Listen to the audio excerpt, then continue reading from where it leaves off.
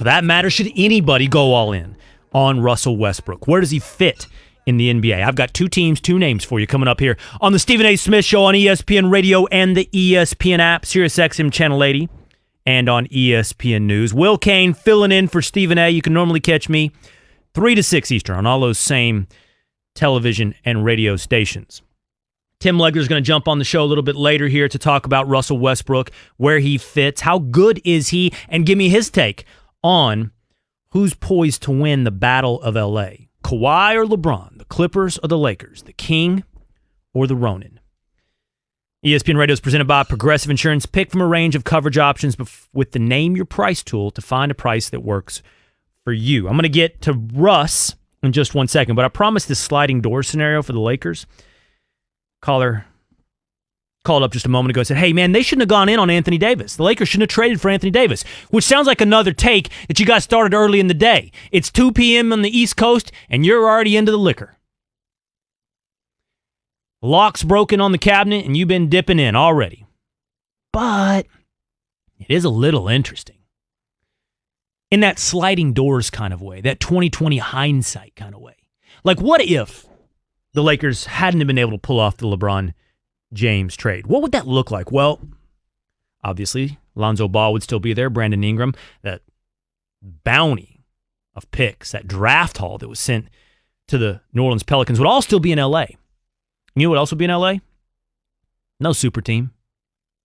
And I mean that in a complimentary way.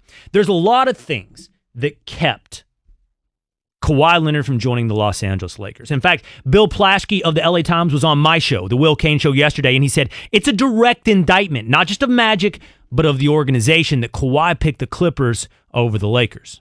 The fact that he actually interviewed with the Lakers and didn't go to the Lakers and took the Clippers. And again, the Lakers they looked down. I can't tell you how much they looked down on the Clippers. They dismiss them. They brush them aside. Their fan base acts like they don't even exist. For him to take them, I think it's equally, yes, I want to celebrate the Clippers. They've earned this. They deserve this. But also you got to point a finger at the Lakers and say, how did they let this happen? How could they have let this guy get away? And Plaschke went on to say it was the dysfunction. It was Magic. There's a lot of blame to go around. There's a lot of reasons Kawhi chose the Clippers over the Lakers. But one of them is reportedly that he didn't want to join a super team. He didn't want to join up. He didn't want to be the third member of an insurmountable obstacle in the NBA. So, again, let's go back to our sliding door scenario. What if AD's not there? It's LeBron. It's not a super team. And therefore, it's more open to Kawhi Leonard joining the Lakers. If they hadn't have traded for AD, you can at least consider the idea that it was more likely for them to get Kawhi Leonard. If the Lakers didn't trade for AD, is Kawhi a Laker today? You still got to overcome the bad Magic sales pitch that apparently leaked out details of the most secretive guy in the NBA. It's like the CIA meeting with the KGB and all the information comes out. We know which side it came from. It was Magic that's the problem there. And also, it's Pelinka, it's Buss, it's the dysfunction. You still got to overcome all that. But at least you wouldn't have the super team hurdle. You wouldn't have to answer to Kawhi, who's going to get the ball. Am I third in the pecking order? Am I second? Where am I? It would have been a team up. But instead of with Paul George, it would have been with LeBron James. In this sliding door scenario of not trading for Anthony Davis, you have to at least consider the prospect of signing Kawhi Leonard. Now, that's 2020 hindsight. That's future. Looking back on the past, you take the deal, you take the bird in the hand, you don't look at the two in the bush, you trade for Anthony Davis because you know you can get that deal done. Lakers didn't make a mistake there, but I do think it was out there, that other alternative future. All right, let's move back to New York for a moment. Let's move back to Russell Westbrook. Another player has said no thank you to playing with Russell Westbrook. At this point, we have to be honest about what this is, okay? Kevin Durant, Paul George, they've said, I'd rather not when it comes to playing with Russell Westbrook. It's not an indictment of who he is. He's obviously buddies with everybody. We see the Instagram post of him hanging out with Chris Paul and LeBron James. They like him. But it appears like they just don't want to play with him.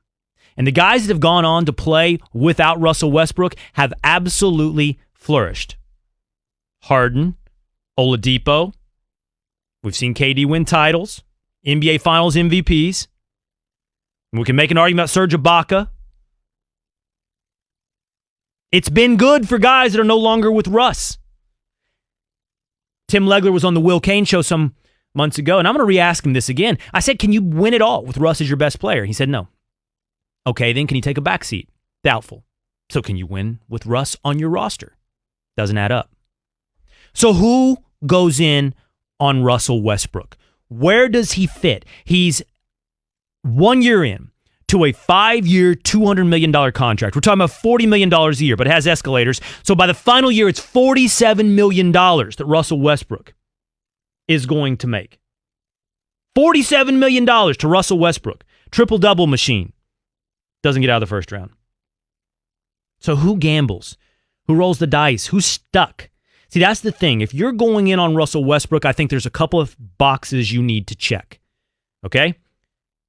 One, I think you should be in the East because the West is stacked. The East, the Bucks and the Sixers, the Celtics look pretty good, but it's more wide open. So you are more apt to roll the dice. You're more apt to gamble. You're more apt to do it, to take the big risk that is taking on Russell Westbrook. So give me an East team. I don't want to hear about the Rockets. All right, Brian Windhorst says keep an eye on the Rockets. I think the Rockets need to stand pat. The league's a duo league. You got a duo. It's taking you to the Western Conference Finals and most recently the semifinals. Run it back. See what you can do. No reason for that kind of risk-reward in Houston. But in the East, more teams. You got to be stuck in the middle. So I bring you back to the New York Knicks. Is Russell Westbrook a fit? Does he make sense for the New York Knicks? To me, the answer is no. You're not in the window. You're too far away. You don't want to send your assets away for a guy that's about to be 30. The idea that you sell yourself on is that he's a lure. You got to get a superstar to lure another superstar. It's clearly in the duo league, the dynamic duo league, you need two. Russ gets you one, attract another. But is that what we're seeing from Russ? Are we seeing him as a recruiter? We're watching him lose players, not bring them in. We're watching KD and Paul George walk away from Russ, not guys dying to play with Russ. So that doesn't make sense for the Knicks. He's not a lure. You're not middling. So who's in the East? Who's a middling team? Stuck and therefore willing to take that gamble. Willing to shake it up. Willing to do the risk-reward analysis that the Raptors did a year ago. And going in on Kawhi. Hey, we've reached our ceiling. Let's mix it up. To me, there are two teams. Two names. Two teams that fit the profile. In the East, middling, have the assets to get Russell Westbrook. Number one, the Detroit Pistons. Detroit already has Blake Griffin, Andre Drummond.